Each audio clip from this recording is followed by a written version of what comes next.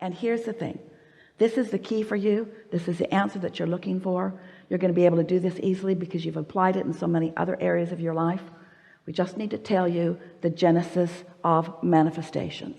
So there's a vibration, and law of attraction is adding emphasis to it, and the vibrations, whatever it is becoming more, because that's what law of attraction says. You're offering a vibration, and when your vibration and this vibration get in the vicinity of one another, law of attraction puts you together. So as you're deliberately reaching for alignment and reaching for alignment and reaching for alignment, looking for things that feel good, practicing that, you come into the vibrational vicinity of this, and now an idea occurs to you. And you can tell by the emotion that comes with it, the on the pathness or the off the pathness of that idea. So you feel it, you know it, can't explain it to anybody because they weren't there. You really had to be there. They weren't there. Try to explain it to them. That usually just diverts you from it. They weren't there. But you let it germinate. You let it get bigger and bigger and bigger and bigger and bigger. And as you do, it brings you more and more pleasure. It was a dream, you said. All those dreams brought you so much pleasure. You allowed the dreams to bring you pleasure. You didn't demand manifestations of those dreams right then. If you had, you'd have gotten off your path a long time ago, but you didn't. You allowed those dreams. Those dreams were allowed by you to continue to be what they were, and you continued to find a way to find alignment with them. Now here's the way it works. So there's the vibration. You're in the vibrational vicinity of it because you're in tune with it, in harmony with it. Now a thought occurs to you, and when it does, it explodes in you. You can feel it. You know the perfection of it because you know the pleasure of the idea. The pleasure of the idea. Let's start talking about that. The pleasure of the idea, the satisfaction of the idea. Those are harmonics, you see. So now, if you're able to stay in the quietness of your own alignment without bringing other people in who don't know, who weren't there, who weren't part of what built the vortex, who don't know, who lived other experiences, who will just complicate it. If you don't introduce them, then your path continues to get stronger and stronger and more defined by you, and more irrefutable and more certain. And you just have this knowing. You have this clarity and this certainty. You just know. So now manifestation occurs, and let's talk about the manifestation of this wonderful relationship. So this manifestation occurs. Now we want to demonstrate. So you're on your path, you deviate a little over one thing or another, but you come back. You're on your path, you deviate a little over one thing or another, but you come back.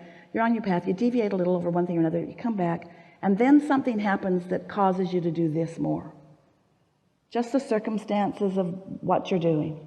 Circumstances of another person entering up close, really up close into your experience, and you're all hooked in all these other kind of ways. And so you just sort of forget that it's all right for you to be selfish, because you're told constantly it's not all right for you to be selfish. What's the matter with you? Don't you know that there are more of us now that you must consider? And so then you start deviating and deviating and deviating, and it's not because you don't want all of those good things for all of those people. It's not about that. It's that you separated yourself from something fundamental that you cannot separate yourself from, and that is your own clarity and your own alignment. So now follow this out with us.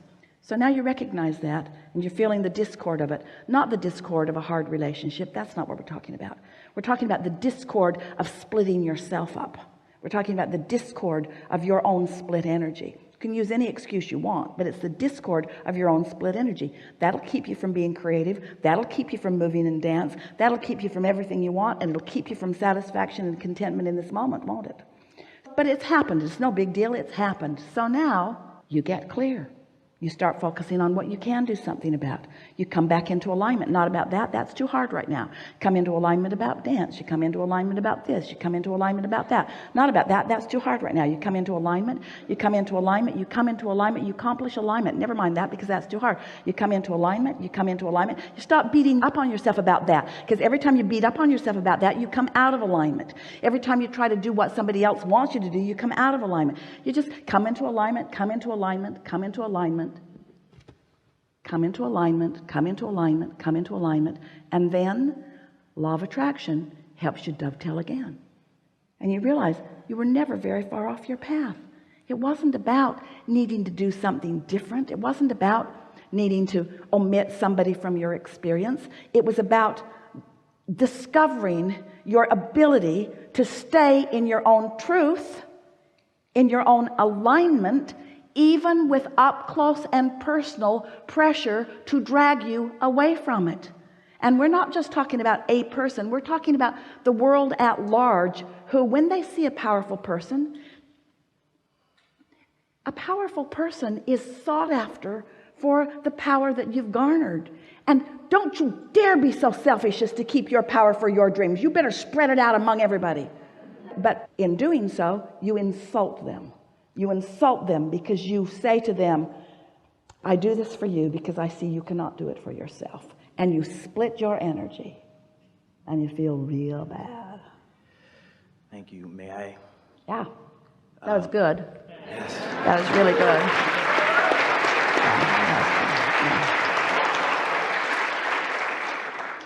I know that to be 100% true.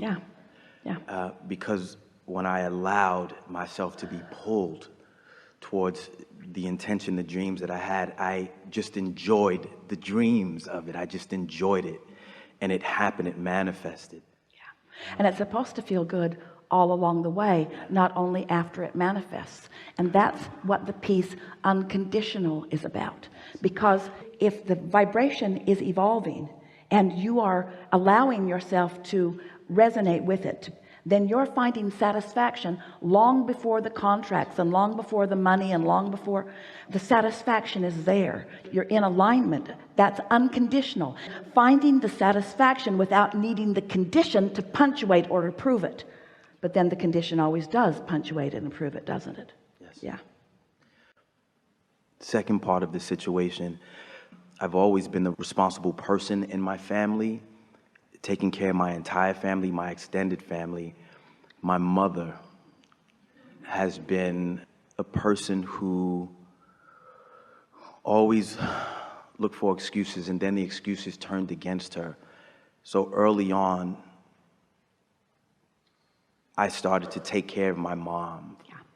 And I've been doing so for over 18 years. Yeah. Pay her rents and just everything. And when I allowed myself to be pulled towards the other direction with my family and the circumstances, I darn near lost everything. Given what I had done in the past, it spoke for me. The financial aspect of what I built for other people, myself, literally almost lost it all. And that doesn't bother me because I know it's rebuilding as I'm speaking, literally. That doesn't bother me. The connection with my mom and feeling responsible for her, we want to give you something here. So it isn't the action, it isn't that behavior, wasn't what you did that caused you to lose it all. It was the split energy that happened with you about it. At first, feels like the path of least resistance to help somebody do something. But after a while, they get entitled and demanding, and there gets to be more of them. And so when you are able to stay in alignment no matter what, you are refueled and resourced, and there will never be an ending to what flows through you. But in the moment that you get crossways of that so that the replenishment stops, then it's all falling away. Then there's more going out than's coming in. Yes. So we're not having this conversation about the rightness or the wrongness of helping anyone out, because there's plenty of helping out that we think is a lovely thing to do. It brings you a lot of satisfaction in so many ways. It's the replenishing of the supply that is mandatory, that is critical, that matters. And so it's not about what you should do that's different. It's that you've got to find a way to feel about it.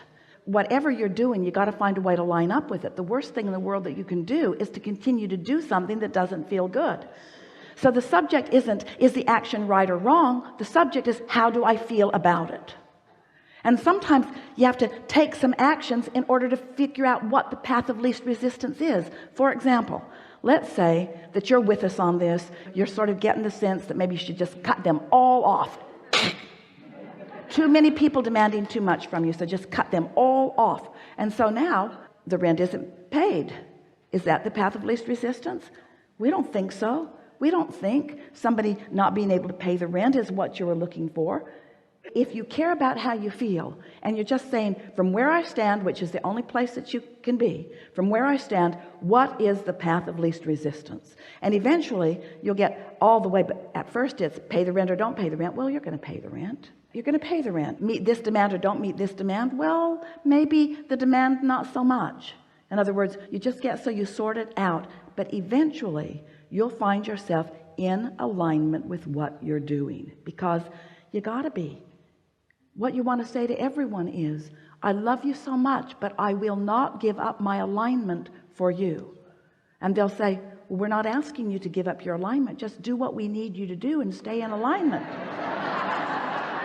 And what you're really saying to them is, that's what I'm trying to do. I'm trying to work this out so that I can be true to who I am. And being true to who you are is uplifting others. It's empowering them. And so sometimes you can go along for a while before you realize you've crossed the line. You're no longer empowering them. You have developed dependencies. You are depriving them. You are insulting them of their own resources. All you ever intended to be was an example of someone who could line up, not somebody who lined up and provided for everybody else. You see. And sometimes it's gone so far that you're not going to teach them and you don't want them to starve, and you're going to keep doing what you're doing because that's the path of least resistance. But it's your path of least resistance. It's something that you've decided, not something that's being demanded of you. And can you feel the difference? Yes. Oh yeah, you can. Oh yeah. So now we interrupted you. I really am full. I really being here, which I wanted to be. Yeah. And I knew that I would be. Yeah. And it happened, and I'm thankful Yeah. to Abraham. I'm thankful for Esther being the vehicle. I really am thankful. Yeah.